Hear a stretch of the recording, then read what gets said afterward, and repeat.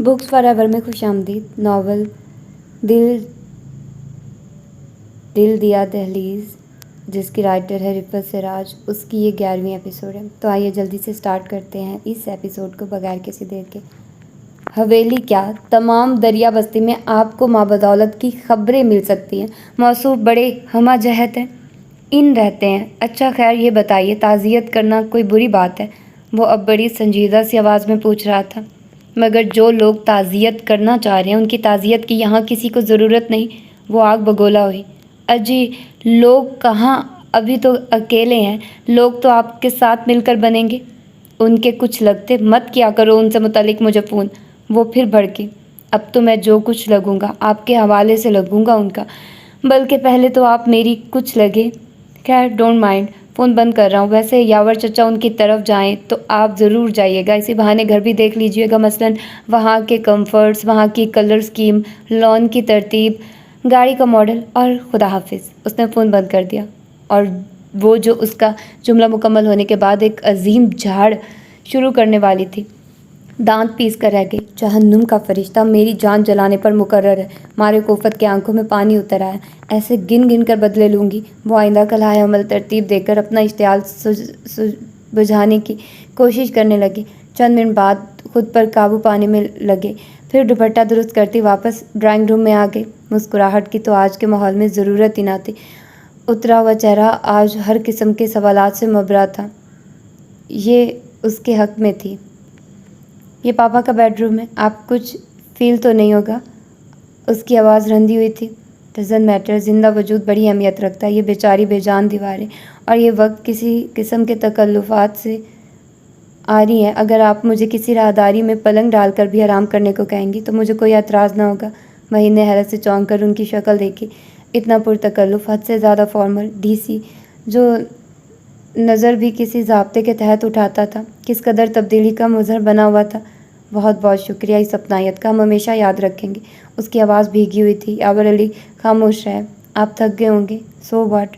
वो अपना सूटकेस जो उनसे पहले वहाँ मौजूद था बेड पर रखकर शब ख्वाबी का लिबास निकालने लगे। मेरा मतलब है अब आप आराम कीजिए। वो जाने के लिए पलटी। ये रूटीन का माहौल तो नहीं है। आप मुझे आराम का कहकर फिर एक कोने में जा बैठेंगी और रोएंगी। थोड़ी देर यहाँ बैठिए। आपके पास? महीन के मुंह से बेसाख्ता निकल गया। किस कदर तब्दील शुदा हालत में थे वो। नहीं, वहाँ सोफे पर। वो भी बरजस्ता बोले। महीन को कतई तवक्को नहीं थी। अजीब सी कसयाहट उस पर तारी होगी। वो अपनी हालत को नॉर्मल बनाती हुई सोफे पर बैठ गई। यावर अली खां अपने काम से फारिग होकर उसके नज़दीक पड़ी एक खूबसूरत सी कुर्सी पर आकर बैठ गए। किस ख्याल में है? ज़्यादा टेंस तारी ना करें खुद पर, यह आपके लिए अच्छा नहीं है। मैं आपसे ये तो नहीं कह सकता कि आप हंसी और मुस्कुराइए, लेकिन प्लीज़ कोशिश करके अपने दिलो ज़हन पर कंट्रोल करें। नहीं होता। वो जो महज तर्ज़ मेज़बानी में खुद पर बहुत कंट्रोल कर रही थी, फिर एकदम से बिखर गई और फूट फूट कर रोने लगी। यावर अली खां के सर्द और बेमोहर से दिल में हल्की सी लर्जिश हुई। इससे तो बेहतर पहले की सूरत हाल थी। ये अब क्या किया जाए? वो बुरी तरह उलझ गए, क्योंकि आम हालात में लोगों से मिक्स होने के इतने मौके नहीं मिलते, इसलिए ख़ुसूसी हालात में खासा अनाड़ी साबित होता हूँ। सबूत के लिए यही काफ़ी कि आप अच्छी खासी थी और मैंने फिर से रुला दिया। I am so sorry. वो अच्छे खासे शर्मिंदा हो रहे थे, लेकिन उस पर कोई असर न हुआ ताकि उसकी हिचकियाँ बन गई थी। हाय मेरे पापा। ऐसी दिल दोज कर रहा थी कि वो अपनी नशिश से बेसाख्ता उठ खड़े हुए। देखिए माहीन, मैं शदीद किस्म के एहसास से जुर्म में मुब्तला हो चुका। मेरी समझ में नहीं आ रहा कि मैं क्या करूं। प्लीज़ माहीन, बाज़ दुखों का सिलसिला अबद से मिलता है। आप शर्मिंदा ना हो, इसमें आपका क्या कसूर? वो रोते हुए कह रही थी। यह आपने बिल्कुल दुरुस्त कहा कि बाज़ दुखों का सिलसिला अबद से मिलता है, लेकिन एक शायद कुव्वत नाफिज़ा भी होती है जो ऐसे ही मामलात में अप्लाई करना चाहिए, और शायद ये होती ही इसलिए है। उन्होंने तायद के साथ साथ अगले मरहले को आसान बनाने के लिए कोशिश मज़ीद की। मुझे नहीं करना ये कुव्वत अपने ऊपर नाफुज, जिसे नाफुज करके आप तो पत्थर ही हो चुके। जब रोना है तो बहुत सा रो लेना चाहिए। जब दिल फट रहा हो तो मातम करने में कोई हर्ज नहीं। वो बदस्तूर साबका अंदाज में रो रही थी। पापा अब किस किस तरह मुझे याद आएंगे? यावर अली खां चंद सानियों से देखते रहे, जैसे कुछ सोच रहे हो, फिर अपनी जगह से उठे और उसके करीब आकर खड़े हुए। माहीन का दुपट्टा फिसल कर कारपेट पर आ पड़ा था और दोनों हाथों से उसने चेहरा ढांपा हुआ था। यावर अली खान ने नीचे से दुपट्टा उठाया और करीब था कि उसके सर पर डाल देते। आहिस्तगी से दरवाज़ा खुला और रोशी ने अंदर झांका। दुपट्टा यावर अली खां के हाथों से छूटकर दोबारा नीचे गिर गया। वो अपने मखसूस पुरबकार अंदाज में चलते हुए वापस अपनी कुर्सी पर बैठ गए। Thanks my Lord. उन्होंने छत की तरफ देखकर जैसे सुकून का सांस लिया। आओ रोशी, ये तुम्हारी खाला बहुत रो रही हैं, इन्हें चुप करवाओ वरना इनकी तबीयत खराब हो जाएगी, वो मुतमईन अंदाज में कहकर सिगरेट सुलगाने लगे। और देखो, ये खिड़कियों से पर्दे भी हटा दो प्लीज़। रोशी, जो बाप के हाथों में महीन का दुपट्टा देखकर एकदम झिझक कर अपनी जगह रुक गई थी, फौरन अंदर चली आई। फिर से कैसे रोई? रोशी ने नीचे पड़ा दुपट्टा उठाते हुए बाप की सिम देखा। इतना बेसुरूपा और गैर मुरतब सवाल था कि उन्होंने सुनी अनसुनी करते हुए गहरा कश लगाकर आहिस्ता आहिस्ता मुंह से धुआं निकालना शुरू कर दिया। जाहिर है फ़ौरन तो संभलेंगी नहीं, ताज़ा ताज़ा गम है, मगर आपको तसल्ली देने की ट्राई तो करना चाहिए थी। आंचल से महीन के आंसू पूंछते हुए कह रही थी। वो खामोश रहे। आइए खाला, हम नीचे चलते हैं, मगर आप अब रोइएगा नहीं, नीचे सब आपका इंतज़ार कर रहे हैं। उठिए। उसने महीन को शानों से पकड़ कर उठाया। वो सिसकियाँ भरती उठ खड़ी हुई। गुड नाइट पप्पा। रोशी ने महीन को साथ लेकर चलते चलते मुड़कर कहा। यावर अली खान ने खिड़कियों की सिम देखा जिस पर पड़े पर्दे रोशी हटाना भूल गई थी।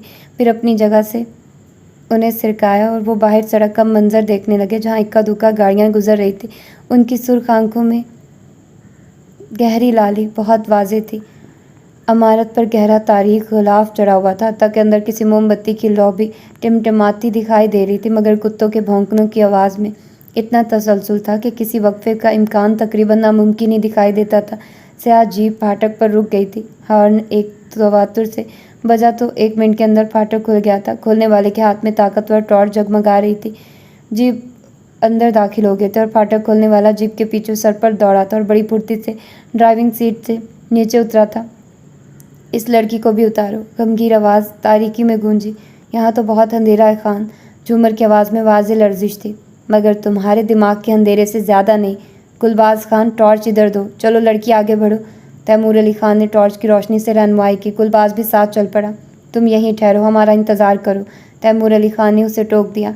ये हॉल कमरा है झूमर, इसके साथ ये 2 कमरे।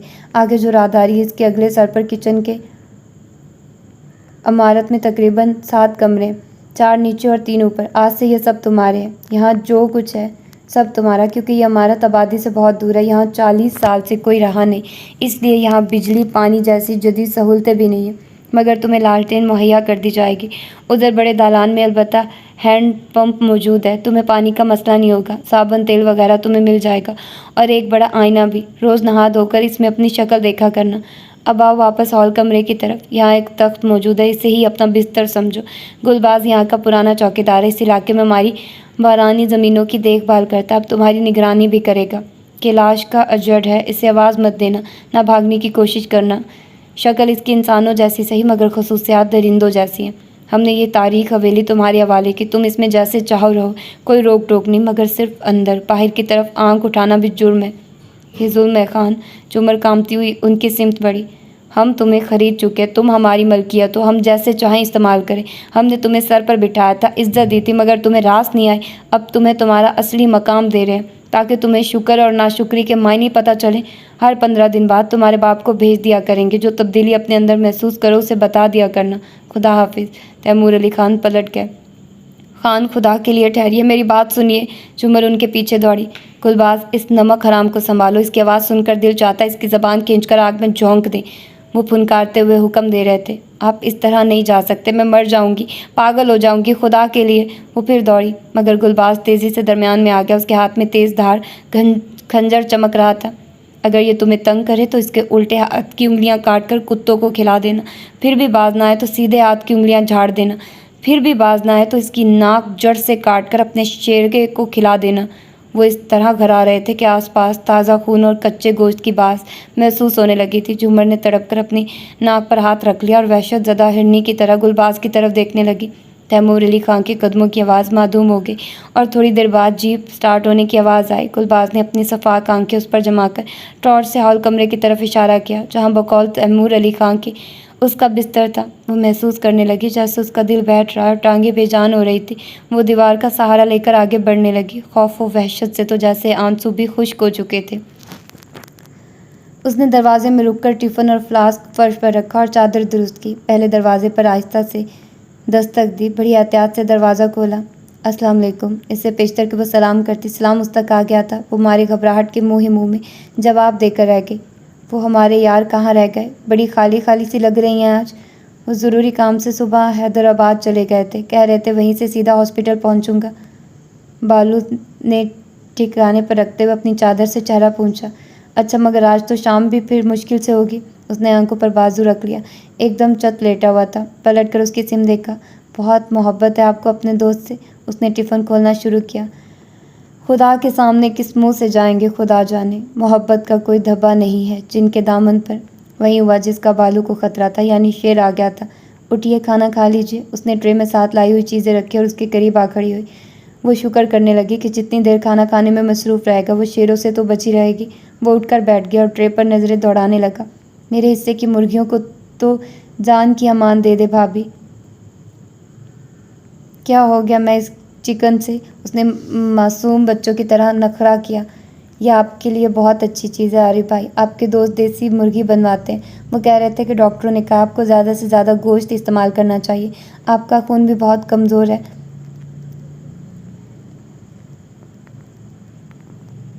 پلازما کی بہت کمی ہو گئی ہے، بالو نے شوہر کے الفاظ منوعن دہرا دیے۔ عارف ہاتھ دھونے باتھ روم جا رہا تھا، بے ساختہ مسکرا دیا۔ انشاءاللہ میری صحت یابی تک آپ آدھی ڈاکٹر تو بن ہی جائیں گی، وہ مسکرا کر کہہ رہا تھا۔ بالو اس کی مسکراہٹ سے ایک دم محتاط ہو گئی اور اس کے باتھ روم جاتے ہی کرسی اس کے بیڈ روم سے اور دور رکھ لی اور خود اس کی پشت سے ٹیک لگا کر اس کے باہر آنے کا انتظار کرنے لگی۔ چند منٹوں بعد وہ باہر آ گیا۔ بیٹھ جائیے بھابھی، کھڑی کیوں ہیں؟ وہ رومال جیب سے نکال کر ہاتھ پوچھنے لگا۔ رومال نکالتے ہوئے اس کا پرس جیب سے نکل کر بیڈ کے نیچے جا گرا۔ وہ ادھر ادھر دیکھنے لگا کہ کیا گرا ہے۔ ہاتھ پوچھ رہا تھا مگر نظریں ادھر ادھر متلاشی تھی۔ بالو نے آگے بڑھ کر بیڈ کے نیچے سے پرس اٹھایا، اس میں سے کچھ کارڈز وغیرہ نکل پڑے تھے۔ اس نے وہ کارڈز بھی سمیٹے، پھر سیدھی ہو کر کھلے ہوئے پرس کو دیکھنے لگی جس میں عارف کی بہت دلکش تصویر مسکرا رہی تھی۔ وہ بے خبر سے انداز میں دیکھتی رہ گئی۔ اس نے نظر اٹھا کر اس کا اجاڑ چہرہ دیکھا، پھر تصویر پر دوبارہ نظر ڈالی۔ جانے کیوں دل دکھ سا گیا۔ حالات کی ایک ضرب نے صورت ہی بدل دی۔ مجھ سے میری تصویر ذرا بھی نہیں ملتی۔ وہ بیڈ پر بیٹھ گیا تھا۔ بالو نے چونک کر سر اٹھایا، پھر خجل سی ہو کر پرس اور کارڈز اس کے سامنے ڈال دیے اور خود فاصلے پر رکھی ہوئی کرسی پر بیٹھ گئے۔ شام کو آپ کے لیے کیا بھجواؤں؟ اس نے خاموشی سے گھبرا کر توڑ تلاش کیا۔ مونگ کی پھریری دال اور سلاد بس۔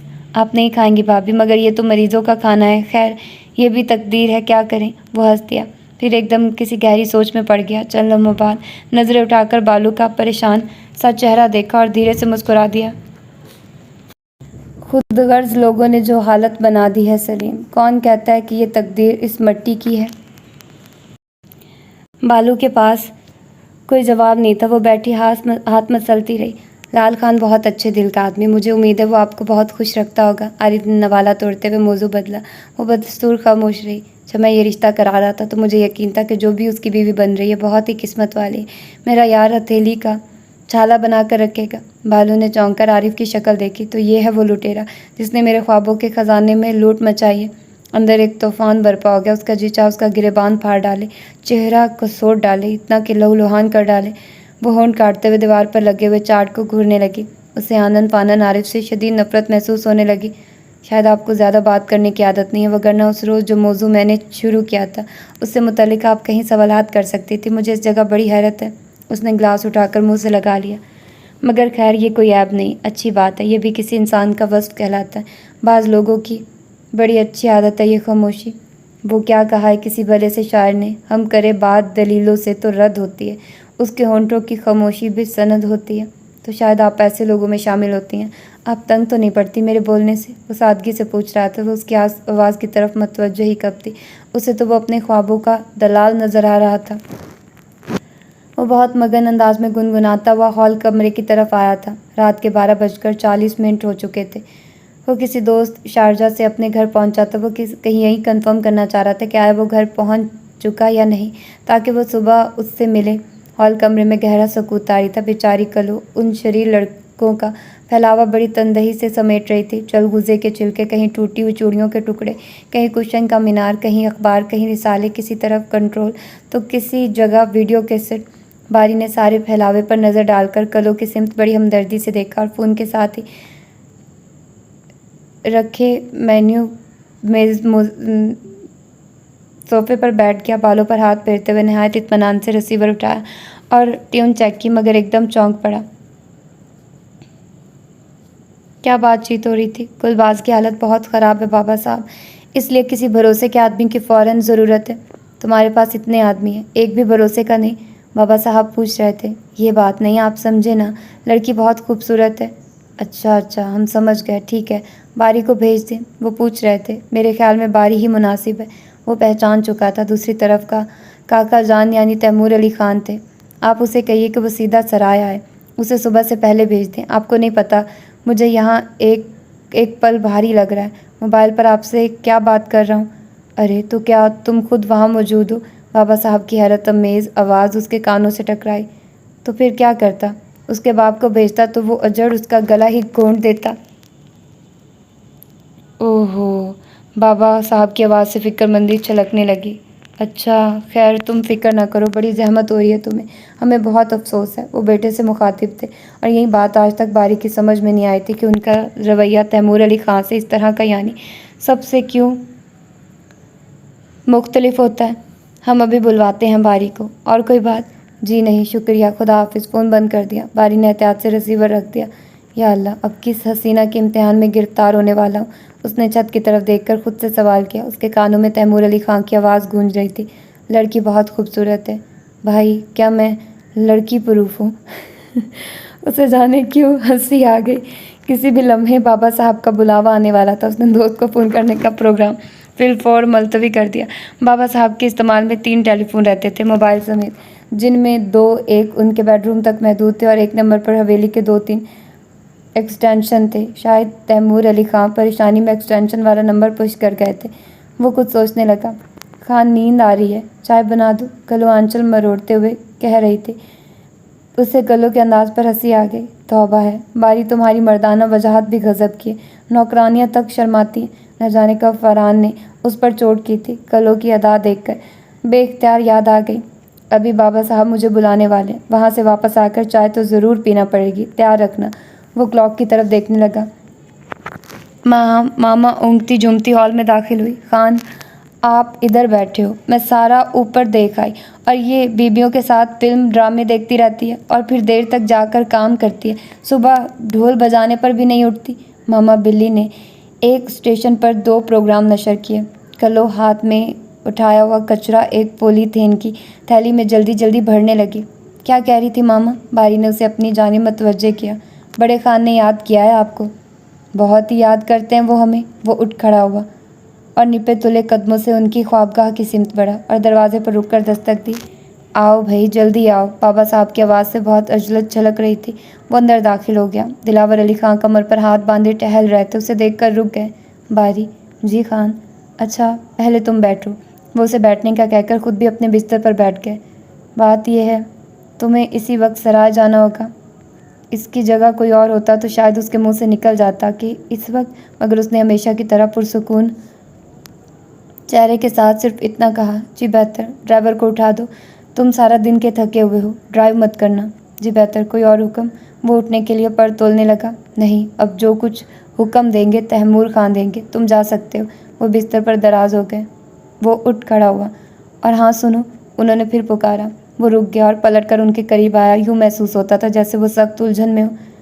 باری، ہمیں تم پر بہت بھروسہ ہے، تم جانتے ہو۔ اس نے ہاں کہا اور نہ ہی نہ، بس خاموش رہا۔ ظفری نے دیوار سے ٹکرے مار کر اپنا سر پھاڑ لیا۔ تم ہی تو لائے تھے ڈاکٹر کو؟ جی۔ اس کی سمجھ میں نہیں آ رہا تھا کہ اچانک ظفری کا ذکر کیوں شروع ہو گیا۔ اسے تو مختلف قسم کے دورے پڑتے رہتے تھے، ہمیں اس کی بڑی فکر رہتی ہے۔ بڑی دلہن کی صحت تباہ ہو چکی ہے اس کے غم میں۔ وہ پھر گویا ہوئے۔ وہ پھر خاموش رہا۔ اچھا خیر، تم جاؤ جتنی جلد ہو سکے۔ انہوں نے دایاں ہاتھ مٹھی کی شکل میں اپنی پیشانی پر رکھ دیا اور آنکھیں موند لی۔ باری آہستگی سے دروازہ بند کر کے اپنے کمرے میں آیا اور 2 جوڑے کپڑے نکال کر بیگ میں رکھے۔ پھر اپنا شیو باکس لے کر باتھ روم گیا، وہاں سے چیزیں سمیٹ کر ڈالی۔ بازار وہ تیاری میں مگن تھا، مگر اس کا ذہن دور سرائے میں چل رہا تھا۔ کیا ہو رہا ہے وہاں؟ کیا ہوا ہے وہاں؟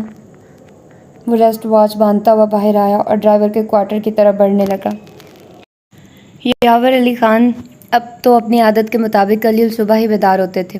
یہاں بھی ان کے معمول میں فرق نہ آیا۔ روزانہ کے امور نپٹا کر وہ لان میں چلے آئے تھے۔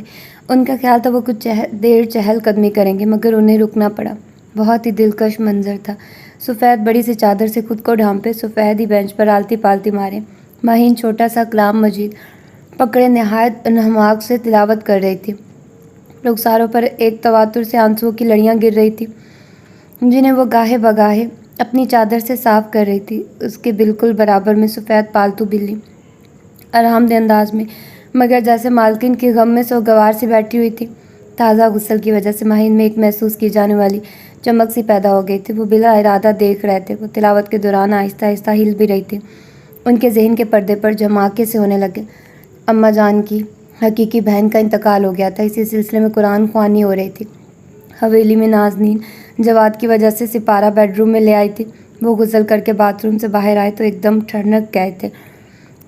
شاید انہوں نے اس کا یہ روپ پہلی بار دیکھا تھا۔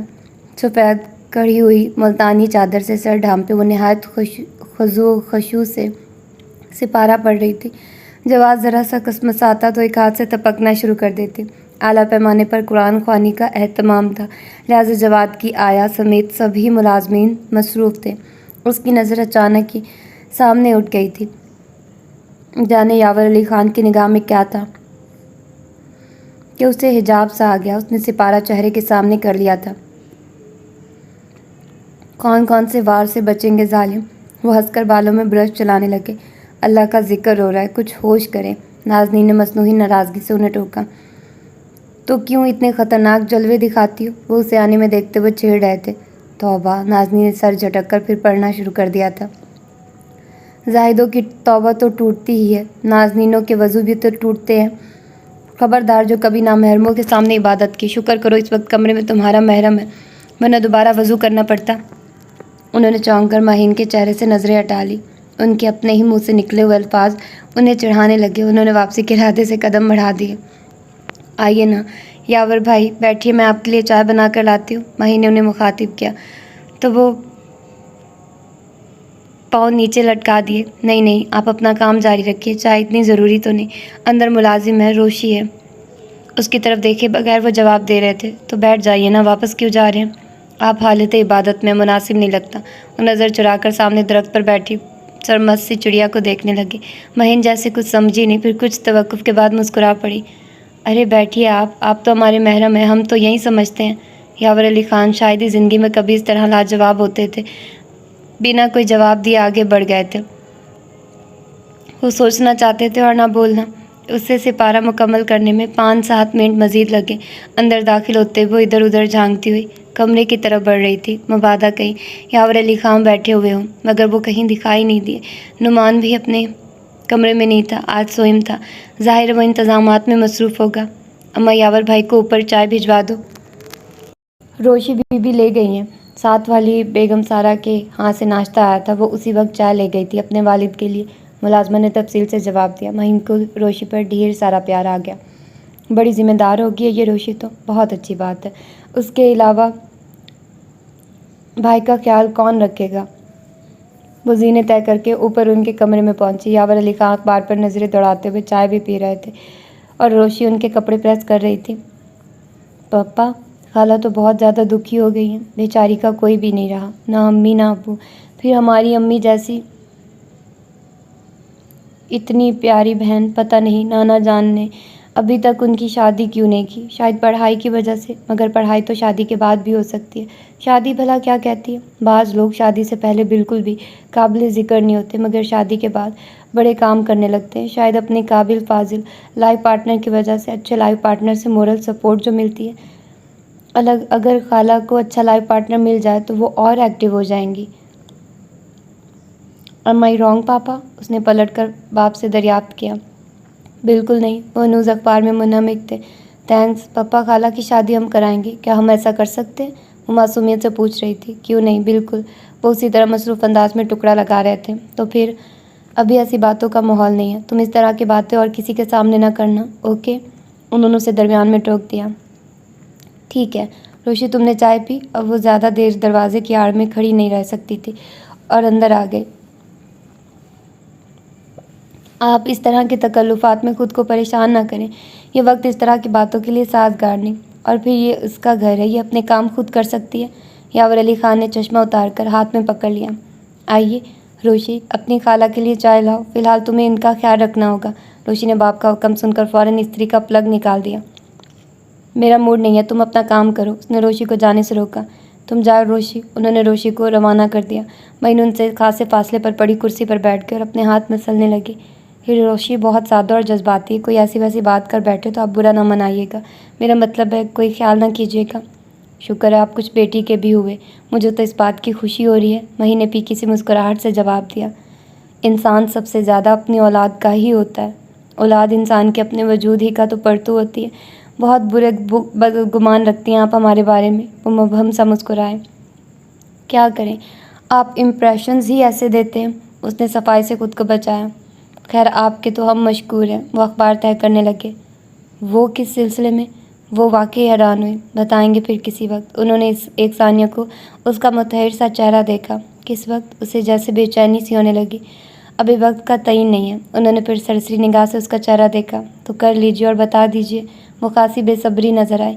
اتنی جلدی تو میں کسی پڑے ہوئے میمورنڈم پر بھی سائن نہیں کرتا۔ انہوں نے سگریٹ لگانا شروع کر دی۔ مہین نے گہرا سانس لے کر کرسی کی پشت سے ٹیک لگا لی، جیسے ہار مان لی ہو۔ حالانکہ بیوروکریسی کسی وقت کی محتاج نہیں ہوتی، اس نے لطیف سا طنز کیا۔ یاور علی خان بے ساختہ مسکرا دیے۔ مجھے خوشی ہے اتنا عرصہ باہر رہنے کا باوجود آپ اپنے نیشنل انٹرنل افیئر سے بے خبر نہیں اور اپنے ملک کی ریڑھ کی ہڈی پر سیر حاصل معلومات رکھتی ہیں۔ خیر اب تو یہاں فوج ریڑھ کی ہڈی کی حیثیت اختیار کر چکی ہے، آپ جانتے بھی ہوں گے۔ فوجی حکومت کے بارے میں کیا خیالات رکھتے ہیں؟ وہ بڑی خود اعتمادی سے کہہ رہی تھی، مگر اس سے سویلین کی اہمیت پر کوئی فرق نہیں پڑتا۔ خیر چھوڑیے، کسی نازک اندام خاتون کو روبرو بٹھا کر اس سے بحث نہیں کرتے۔ انہوں نے فوراً بحث سمیٹی۔ جی، اس نے چونک کر یاور علی خان کی سمت دیکھا۔ وہ واقعی ان کا انداز سمجھ نہیں پائی تھی۔ سفید کلف شدہ کاٹن کے شلوار سوٹ میں سگریٹ کا کش لگاتے ہوئے یاور علی خان اسے نہ جانے کیوں بہت اپنے محسوس ہوئے۔ بعض اوقات آپ کی بات میری سمجھ میں نہیں آتی۔ وہ چونکہ اپنی خاموشی پر خود ہی خجل تھی، اس لیے وضاحت دینے لگی۔ یاور علی خان نے سگریٹ کی راکھ ایش ٹرے میں جھاڑی اور سامنے لگے منیب احمد کے پورٹریٹ پر نظریں جما دی۔ بات سمجھنا یا نہ سمجھنا کوئی مسئلہ نہیں، اصل بات سمجھنے کی کوشش ہے۔ ویسے ایک بات کا کریڈٹ میں آپ کو دوں گا، پچھلے 20 سالوں میں نے اتنی گفتگو نہیں کی جتنی آپ مجھ سے کروانے میں کامیاب ہوئی ہیں۔ جیسے میرا سسٹم آپ کے کنٹرول میں چلا گیا ہے۔ شکر کرے صرف والیوم سسٹم، اس کے منہ سے بے ساختہ نکل گیا۔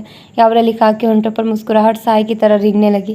وہ اپنے مخصوص دلآویز انداز میں کش لگانے لگے اور دھواں بکھیر رہے تھے۔ پیشانی کی چند عمودی لکیریں ان کے چہرے کو ایک انوکھا سا وقار عطا کرتی تھی۔ مونچھوں تلے ہونٹوں پر سائے جیسی مسکراہٹ ان کی پوری شخصیت میں عجیب طرح کا طلسم پیدا کر رہی تھی۔ مہین نے ان کی پختگی دل بری سے محسوس کی، پھر وہ اپنے احساسات سے خود ہی خوف زدہ ہو گئی۔ اچھا میں چلتی ہوں، نیچے دیکھتی ہوں کیا ہو رہا ہے۔ وہ چادر سر پر جما کر کھڑی ہونے لگی۔ ارے روشی چائے لینے گئی ہے، کچھ نہیں ہوگا 5-10 منٹ میں۔ ان کے انداز میں افسرانہ پن اود کر آ گیا تھا۔ لاشعوری طور پر ہاتھ ہلانے کے انداز سے واقعی یوں محسوس ہوا جیسے وہ اپنے پیے سے مخاطب ہو۔ وہ بیٹھ تو گئی پر یوں لگا جیسے اس کی خود اعتمادی جواب دے رہی ہو۔ خالہ مجھے تو آپ کے گھر میں کام کرنا بہت اچھا لگ رہا ہے۔ مجھے یقین ہے جب آپ ہمارے ہاں یعنی ہری پور آئیں گی تو آپ کو بھی اچھا لگے گا۔ حویلی میں تو اس قدر نوکر ہے کہ زندگی کا مزہ ہی نہیں۔ بعض اوقات تو دل چاہتا ہے کہ کلو اور سرسوتی کی طرح ہل ہل کر پتیلیاں مانجوں۔ مہین جو غم اور پریشانی کی ملی جلی کیفیت میں مبتلا تھی، بے اختیار مسکرا دی، حالانکہ دکھ سے چور چور اعصاب کب سے اسے یقین دلا رہے تھے کہ اب وہ مدتوں نہ مسکرا سکے گی۔ روزانہ مانجنا پڑ گئی تو پتہ چل جائے گا، اس نے بھانجی کو حقیقت کا چہرہ دکھایا۔ مانج لیں گے، بندہ اندر سے خوش ہو تو خود بخود اسٹیمنا پیدا ہوتا ہے، کیوں پاپا؟ شاید۔ وہ دلچسپی سے روشی کو دیکھنے لگے۔ مہین چائے پینے لگی تھی اور روشی نے استری کا پلگ پھر سے لگا دیا تھا۔ حیران پریشان ہونا تو اس نے مدتوں سے چھوڑ رکھا تھا، فی الحال تو بس ایک کوفت کا عالم تھا۔ وہ صبح 5 بجے کے قریب یہاں پہنچا تھا۔ تیمور علی خان ایک اذیت اور ناگواری کے مرحلے سے گزر رہے تھے۔ اسے دیکھ کر طمانینت بھرا سانس انہوں نے لیا تھا۔ پریشان مت ہونا، زیادہ دنوں کی بات نہیں، 2-3 دن ہی میں دماغ درست ہو جائیں گے۔ تمہیں بس اتنا خیال رکھنا ہے کہ یہ بھاگنے کی کوشش نہ کرے۔ جو سامان تمہیں لانے کو کہا تھا لے آئے؟ وہ باری کے ساتھ آئے ہوئے سرائے کے ملازم سے مخاطب ہوئے۔ یہ ایئر ٹائٹ ڈبوں میں جو کھانا ہے یہ صرف تمہارے لیے، یہ کچے کیلے ہیں، وہ کھانا مانگے تو یہ کیلے دینا، اس کے علاوہ کچھ نہیں۔ پینے کے لیے پانی مانگے تو تھوڑا سا گرم کر کے دینا، ٹھنڈے پانی کا قطرہ بھی اس کے حلق پہ نہیں جانا چاہیے، کل پرسوں تک ٹھیک ہو جائے گی۔ پھر حویلی ساتھ ہی لے جانا، اور زیادہ ہی ڈھیٹ نکلی تو ہم تمہیں جلد بھجوا دیں گے۔ 3-4 دن میں گلباز کی طبیعت ٹھیک ہو جائے گی یا سنبھل جائے گی۔ اچھا، خدا حافظ۔ وہ اپنی سنا کر اس کے کچھ سنے بغیر بڑی عجلت میں اپنی جیپ کی طرف بڑھے، جبکہ ملازم کو اشارے سے ساتھ کھڑی گاڑی کی سمت متوجہ کیا۔ یہ گاڑی باری کے لیے رہنے دو، کوئی ضرورت پیش آ سکتی، ورنہ جب یہ واپس آئے گا تو ساتھ لے آئے گا۔ تم جیپ ڈرائیو کرو، تھکن سے جوڑ دکھ رہا ہے۔ وہ ہال کمرے میں ہے، باہر سے دروازہ چیک کر کے تم بھی آرام کر لو، تھک گئے ہوگے، ساری رات سوئی نہیں ہے۔ تیمور علی خان نے جیپ میں بیٹھ کر باقی ماندہ گفتگو مکمل کی اور جیپ سٹارٹ ہو گئی۔ خدا حافظ خان، اس نے ہاتھ ہلایا اور چاروں طرف پھیلے ہوئے اجاڑ بیابان علاقے کو دیکھنے لگا۔ یا الہی، ابھی کیا کیا دیکھنا اس آنکھ نے۔ اس نے گہرا سانس اندر کھینچا اور کچھ فاصلے پر رکھے ہوئے دونوں بیگ بڑھ کر اٹھا لیے۔ تھکن اور نیند کا اس قدر غلبہ تھا کہ اسے رتی برابر دلچسپی نہیں تھی کہ ان تھیلوں میں کیا کچھ ہے۔ اس نے دونوں تھیلے اٹھا کر درمیان کے کمرے میں رکھی ایک کرسی پر ٹکا دیے۔ ساری عمارت ہی ویرانی کا نشان تھی، گزارے لائق بھی سامان دکھائی نہیں دے رہا تھا۔ اب کیا فرش پر سویا جائے؟ سر پر ہاتھ پھیرنے لگا۔ خیر، اور کمرے بھی چیک کرتے ہیں۔ اوہو، پہلے اس کی چیکنگ تو کر لی جائے، جس کے سبب کالے پانی آئے ہیں۔ خدا جانے کون ہے بیچاری، کس کی شامت آئی ہے۔ وہ ہال کمرے کی طرف آیا، دروازے کو بغور دیکھا جو ہلکے سے اجالے میں واضح نہیں تھا، بہرحال وہ باہر سے بند، پھر بھی اس نے ہاتھ لگا کر اطمینان کرنا ضروری سمجھا۔ پھر وہ باقی کمرے دیکھنے لگا۔ سب سے آخری کمرے میں بالآخر اسے ایک باندھ سے بنا ہوا پلنگ نظر آ گیا تھا۔ سرہانے، تکیا اور پائنتی پر ایک رنگین کمبل رکھا ہوا تھا۔ اس نے پلنگ پر بیٹھ کر تکیے پر ہاتھ پھیرا اور سونے لگا کہ یہ تکیہ استعمال کر لیا جائے یا نہیں، پھر شاید دل مانا نہیں۔ اس نے تکیہ ایک طرف ہٹا کر کھیس طے کر کے سر کے نیچے رکھ لیا اور دراز ہو گیا۔ تھکا ہوا جسم تھا، چند لمحوں میں غافل ہو گیا۔ عام دنوں میں اس کی نیند کا دورانیہ 5-5.5 گھنٹے سے زیادہ نہیں ہوتا تھا، مگر آج آنکھ کھلی تو احساس ہوا وہ معمول سے زیادہ سویا۔ وہ ایک دم اٹھ کر بیٹھ گیا تھا۔ پہلا خیال یہ آیا، وہ قیدی لڑکی رات سے اب تک بھوکی ہے۔ یہ خیال آتے ہی اس نے پاؤں میں اپنی پیشاوری چپل پھنسائی اور تیزی سے ہال کمرے کی طرف آیا۔ زنگلود کنڈی بڑی محنت سے کھلی، دروازہ کھول کر اندر داخل ہوا۔ اچھا خاصا دن چڑھ چکا تھا، مگر کمرے میں کہیں سے آتی دکھائی نہ دی۔ نیم تاریک سا ماحول تھا۔ وہ آنکھیں پھاڑ پھاڑ کر چاروں طرف دیکھنے لگا۔ بمشکل اسے آخری سرے پر بچھا تخت نظر آیا، اور اس تخت پر ایک وجود، سفید دودیا ہاتھ اور پاؤں نیم تاریک ماحول میں چمک کر جیسے اس کی رہنمائی کر رہے تھے۔ اسے محسوس ہوا جیسے تخت پر موجود وجود ساکت ہے۔ یہ خیال نہایت ہی پریشان کن تھا۔ وہ بجلی کی تیزی سے تخت کے قریب پہنچا تھا۔ لڑکی اٹھو، اس نے آواز دی۔ جواب میں بدستور خاموشی چھائی رہی۔ اٹھو لڑکی، دوپہر ہو چلی ہے، کچھ کھا پی لو۔ ہنوز خاموشی تھی۔ اب آنکھیں تخت پر لیٹے وجود کو واضح دیکھنے میں کامیاب ہو چکی تھی۔ لڑکی کروٹ کے بل لیٹی ہوئی تھی، پاؤں میں بھی سمٹے ہوئے تھے، باہری ایک طرف اس کی پشت تھی۔ اس نے آہستگی سے اس کا کاندھا چھوا۔ اٹھو بھائی۔ جسم میں اب بھی کوئی حرکت نہیں ہوئی۔ اب تشویش پیدا ہونا لازمی امر تھا۔ اس نے اس کا بازو سختی سے پکڑ کر اپنی طرف موڑا۔ وہ مٹی کے بت کی طرح لڑک گئی۔ سفید و سبھی چہرہ اب اس کے سامنے تھا، مگر وہ ملگجے سے ماحول میں پہچان نہیں سکا۔ ایک لمحے کو تو وہ ساکت سا کھڑا رہ گیا، پھر فوراً یہ سر جھٹک کر دیواروں پر نظریں دوڑانے لگا۔ بڑے بڑے دریچے دو طرف موجود تھے۔ اس نے ایک لمحے کی تاخیر کیے بغیر دونوں دریچے کھول ڈالے۔ دریچے کھلتے ہی کمرہ روشن ہو گیا۔ وہ پلٹ کر لڑکی کی طرف آیا اور بری طرح چونک پڑا۔ جھومر بھابھی! وہ اتنی بری طرح چکرایا تھا کہ فوراً خود پر قابو نہ پا سکا، سر تھام کر رہ گیا، پھر جیسے کسی خیال سے چونک پڑا اور اس کی کلائی تھام کر نبض ٹٹولی، جو گھبراہٹ میں رکی ہوئی محسوس ہوئی۔ اس نے بے ساختہ اس کے دل کی جگہ پر ہاتھ رکھ دیا۔ ایک گونا سکون اس نے محسوس کیا۔ دل دھڑک رہا تھا۔ وہ تیزی سے باہر آیا اور پانی تلاش کیا۔ باہر دلان میں ہینڈ پمپ تو نظر آ گیا، مگر آس پاس کوئی برتن دکھائی نہیں دیا۔ اب کچن تک رسائی ضروری تھی۔ وہ سامنے نظر آنے والے دروازوں کی سمت بڑھا۔ ان میں سے ایک کچن کا دروازہ تھا۔ کچن کیا تھا؟ ایک نظر میں تو پہاڑ ہی محسوس ہوا۔ چولہے سے راکھ نکل کر دروازے تک آ رہی تھی۔ دیواریں اور چھت دھوئیں سے ہٹی ہوئی تھی۔ چند قدیم قسم کے برتن ادھر ادھر لڑکھے ہوئے تھے۔ بڑی سی چنگیر میں بجائے روٹیوں کے کوئلے رکھے تھے، ایک طرف جھاڑ تو دوسری طرف لکڑیوں کا گٹھر۔ اس نے زمین پر سے ایک بے ہنگم قسم کا گلاس اٹھا لیا اور ہینڈ پمپ کی طرف آیا۔ جلدی سے گلاس دھویا، پانی بھرا اور جھومر کے پاس آ گیا۔ پانی کے چھینٹے مارے، ہتھیلیاں سلائی، تلوے رگڑے، جو جتن کر سکتا کیے، مگر اسے ہوش نہیں آ رہا تھا اس نے سہبارہ پانی کے چھینٹے مارے۔ بے بسی کے احساس نے اس کے اعصاب شل کر دیے تھے۔ اس نے اس کی ناک کے آگے ہتھیلی کر کے سانس کی رفتار چیک کی، جو بہت کم محسوس ہوئی۔ ایسی صورت میں ناک سے سانس روکنے کا عمل کرنا خطرناک تھا۔ اس نے گلاس کا سارا پانی اس کے چہرے پر ڈال دیا۔ یا اللہ، میرے حال پر رحم کریں، کہیں قتل ہی گلے نہ پڑ جائے۔ اس نے حالت بے بسی میں دعا کی اور دوبارہ گلاس بھرنے ہینڈ پمپ کی طرف جس تیزی سے آیا تھا اسی تیزی سے واپس ہوا۔ دوبارہ چھینٹے مارے۔ اب اس نے بزرگوں کا آخری ٹوٹکا آزمایا۔ پاؤں سے چپل اتار کر بیچاری کی ناک سے ہی لگائی۔ کچھ نہ ہوا کہ سانس کا عمل ہی بے حد سست تھا۔ وائے افسوس، وہ اب بھی ٹس سے مس نہ ہوئی۔ پھر پانی اس کے چہرے پر پھینک دیا اور آخری چارے کے طور پر مصنوعی سانس لینے کی تدبیر آزمانا چاہی۔ اس کا دل گوارا نہیں کر رہا تھا، مگر حویلی کے با اختیاروں نے اسے قطعی فیصلے پر جیسے مجبور کر دیا۔ اسے یقین تھا اگر یہ مر بھی گئی تو اسے بچا لیا جائے گا، مگر بچنے کے باوجود معنی خیز نظروں کا سامنا آسان بات نہ تھی۔ اس کے الزام کے ساتھ زندہ رہنا تو پھانسی سے بھی بڑی سزا ہے، وہ بھی اس شخص کے لیے جس نے کسی کے رخسار پر تھپڑ بھی نہ مارا۔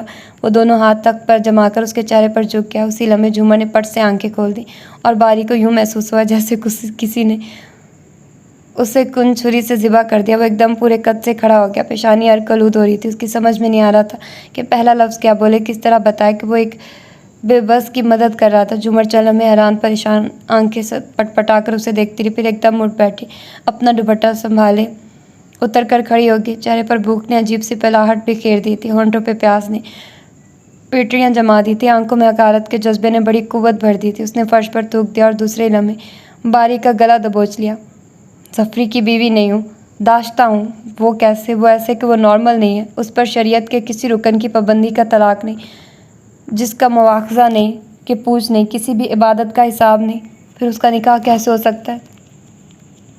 اور جب نکاح ہی نہیں ہوا تو کون بیوی؟ کیسی بیوی؟ تم بھی موقع سے فائدہ اٹھاؤ خان، اس بھوکی پیاسی مجبور لڑکی پر اس وقت تمہیں بڑی قدرت حاصل ہے۔ باری نے ایک اذیت کی تیز دھار تلوار اپنے وجود پر چلتی محسوس کی۔ اس نے ہونٹ کاٹتے ہوئے چہرہ پھیر لیا۔ بھابھی، آپ پہلے میری بات تو سنیے۔ اس نے اپنا گریبان چھڑاتے ہوئے جیسے درخواست کی۔ خبردار جو مجھے بھابھی کہا، یہ نکاحی رشتے ہوتے، بغیر نکاح کے کوئی لڑکی کسی کی بھابھی نہیں ہوتی، اور تم ابھی اپنی بھابھی کی ہی تو عزت افزائی کر رہے تھے۔ خاموش ہو جائیے پلیز، آپ کو پہلے میری بات سن لینا چاہیے۔ اس کی آواز میں صدمے اور احساس توہین کا واضح اثر تھا۔ کوئی بات نہیں سننا مجھے، سنا تم نے، تم حویلی کے کارندے ہو، ان سب سے مختلف کیسے ہو سکتے ہو؟ بولتے بولتے جھومر کو چکر آ گیا۔ اس نے جھک کر تخت تھام لیا۔ اب بے ہوش تھی اور تم اس بے ہوشی کا ہی تو فائدہ اٹھا رہے تھے۔ جھومر نے بھڑک کر اس کی بات کاٹ دی۔ باری نے بہت عجیب سی زندگی گزاری تھی اور اس پر جوانی بھی ٹوٹ کر آئی تھی۔ لڑکیوں کے ساتھ ہنسی مذاق بھی چلتے رہتے تھے، مگر اس طرح کی بات کی نوبت بھی آ سکتی ہے، یہ اس کے سان و گمان میں نہ تھا۔ اسے اپنی قوت برداشت پر بڑا ناز تھا، مگر جی چاہ رہا تھا کہ اسی وقت اس بے وقت سی لڑکی کا گلا دبا دے۔ مجھے سطحی پیمانوں سے مت ناپیے، گھن آ رہی ہے مجھے آپ سے۔ آپ میری بات سنے بغیر مجھے اس طرح ذلیل کرنے کا کوئی حق نہیں رکھتی۔ آپ کو معلوم ہے آپ کتنے گھنٹوں سے غشی یا بے ہوشی کے عالم میں تھی، اور یہ کہ اس وقت کیا بجہ ہے؟ دفتروں میں لوگ آدھا کام نپٹا کر لنچ کر رہے ہوں گے، میں صبح 5 بجے سے یہاں اور آپ گھنٹوں سے بے خبر۔ شرم آ رہی ہے مجھے آپ سے یہ بات کہتے ہوئے کہ اس وقت آپ بے ہوش تھی، اب تو ہوش میں ہیں، شادی شدہ ہے، لے لیجیے اپنا جائزہ اور دیکھ لیجیے آپ کے ساتھ کیا کیا کچھ ہوا۔ آپ کا گواہ آپ سے بڑھ کر کون ہو سکتا ہے؟ اب کہیے کہ آپ نے اپنے الفاظ واپس لے لیے۔ اس کی نظروں سے خون چھلکنے لگا۔ کیوں لوں میں اپنے الفاظ واپس؟ ہوا نہیں تو کیا ہوا؟ ہو سکتا تھا، وہ تو اللہ نے مجھے بچا لیا۔ جھومر کے لہجے میں نفرت کا زہر گھلا ہوا تھا۔ آپ میں اگر سوجھ بوجھ کی کمی نہ ہوتی تو آپ یہاں قید کیوں کی جاتی؟ کی ہوگی کوئی بڑی حماقت بڑے خانوں سے؟ آپ کی سانس بہت کم ہو چکی تھی اور میں اس حویلی میں جادو کے زور پر کوئی آکسیجن سلنڈر پیدا نہیں کر سکتا، جس طرح مجبوری میں مردار بھی حلال ہو جاتا ہے، کچھ اسی طرح کا عمل تھا۔ اب آپ یقین کریں یا نہ کریں، مجھے اس سے فرق نہیں پڑتا۔ باہر 2 تھیلوں میں کھانے پینے کی چیزیں آپ استعمال کر سکتی ہیں، حالانکہ مجھے ہدایت ہے کہ آپ کو کچھ گھنٹے تک کچھ کھانے کو نہ دیا جائے۔ ویسے آپ نہ کھائیں تو بہتر ہے، شاید اس طرح آپ واقعی مر جائیں۔ یوں بھی ایسی زندگی کا کوئی فائدہ تو نہیں۔ مجھے افسوس ہو رہا ہے کہ میں آپ کو بچانے کی کوشش کیوں کی، میں نے اس سے زیادہ بدصورت چہرہ آج تک نہیں دیکھا۔ جھومر دونوں ہاتھوں کو تخت پر ٹکائے بامشکل بیٹھی ہوئی تھی۔ مسلسل فاقوں کا اثر تھا کہ اسے اب پھر چکر آ رہے تھے۔ اس وقت تو جذباتی قوت نے جیسے اٹھا دیا تھا، مگر نقاہت کے سبب یہ کیفیت زیادہ دیر قائم نہ رہ سکتی تھی۔ اس نے تخت پر رکھا گلاس اٹھا کر اندر جھانکا، بہت تھوڑا سا پانی تھا۔ اس نے بے تابی سے گلاس منہ سے لگا کر گلے میں انڈیلا، عجیب سا ذائقہ والا نمکین سا پانی، مگر اسے یوں لگا جیسے بہشتی مشروب ہو۔ پانی حلق میں پڑتے ہی جیسے کسی برقی قوت نے اندر اپنا کام شروع کر دیا۔ وہ کچھ دیر اسی طرح جھکے سانس لیتی رہی، پھر گردن موڑ کر دروازے کی سمت دیکھنے لگی، جیسے یقین نہ ہو رہا کہ دروازہ کھلا ہوا ہے۔ پھر آہستہ سے اٹھی اور چھوٹے چھوٹے قدم اٹھاتی باہر آ گئی۔ باہر آتے ہی چڑھی دھوپ کا اندازہ ہوا، دونوں سرے پوری طرح روشنی سے روشن تھے۔ اس نے کچھ دیر سوچا، پھر دالان کی سمت کا راستہ اختیار کیا۔ تو یہ تھی اس کی آج کی ایپیسوڈ۔ ملتے اس کی اگلی ایپیسوڈ میں۔ اپنا ڈھیر سارا خیال رکھیے گا۔ اللہ حافظ۔